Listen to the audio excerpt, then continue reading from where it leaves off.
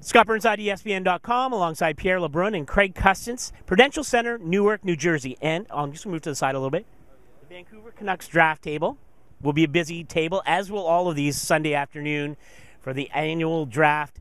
But, Craig, we're going to start with you because you predicted this in a podcast many, many weeks ago. The Vancouver Canucks now apparently entertaining offers for netminder, not Roberto Luongo. Well, they are, but perhaps. Corey Schneider, though, apparently now being offered up. I don't think you have to say apparently. They are. But you suspected this or floated this a while ago. What would happen? What would be the worst thing if the Canucks decided to try and move Corey Schneider? Maybe better return for him, younger goalie, better term, smaller term, obviously, lower dollar. Are you surprised at all that this has come out in the day before the draft? Well, at this point, yeah, I would say I'm surprised. For one, usually my ideas are, so far out there that they don't pan out. But I would say in this case, the thought process was this. You have two goalies who essentially are still two high-end goalies that are going to pay off for you.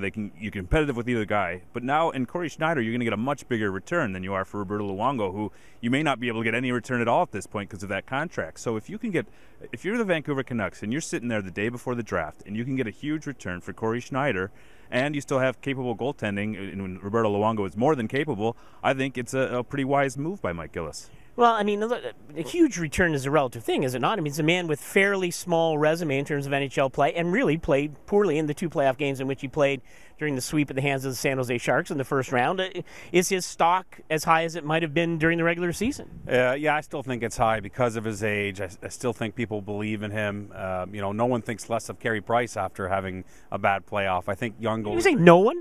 Okay. People who maybe don't really know the game think that. But, I think his stock is high. And if you can get a high draft pick, remember the Canucks don't have a first-round pick. They traded for Derek Roy. If you can get a high pick, you can get a positional player that can play either in your top six or your top four in defense. That helps your team if you're making that type of deal with Corey Schneider. The real question here is, how does Roberto Luongo feel about all this?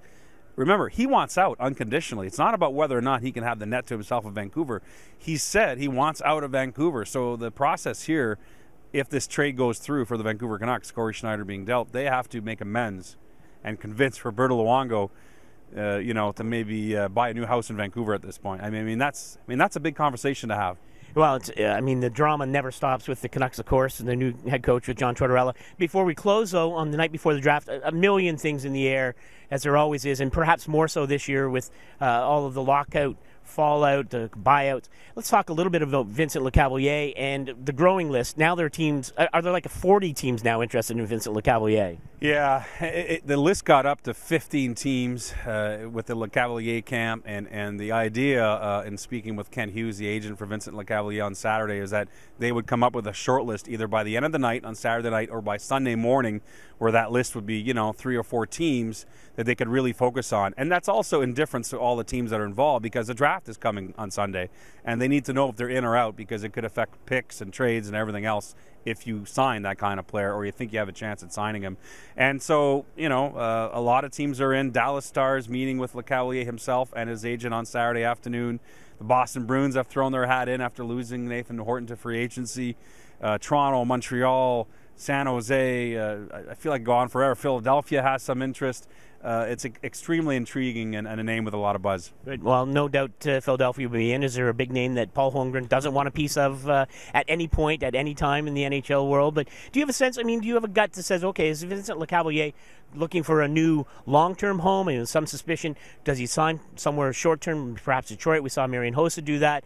Maybe with an eye to returning to Tampa, his only NHL home until 48 hours ago. What's your sense? Do you have a gut on where, what happens with Vincent Lecavalier? I think, the top center now on the free agent market. I agree with that assessment. To me, I think it'll say a lot about Vinny here at this point because there's always been this speculation that he's liked playing in Tampa and he didn't necessarily want to go to Montreal with the kind of pressure and the spotlight that would come with playing for the Canadiens. So now he has this huge opportunity to handpick which team he wants to go to. Does he want to go to that big market and become the guy, the big offseason addition, or does he go, like Pierre mentioned, to Dallas, where he would still be a huge addition for them, but without maybe as much pressure? And so I think we learn a lot about him in this process. Yeah, I agree. Well, this is ongoing stories. They are fluid, as are we in general.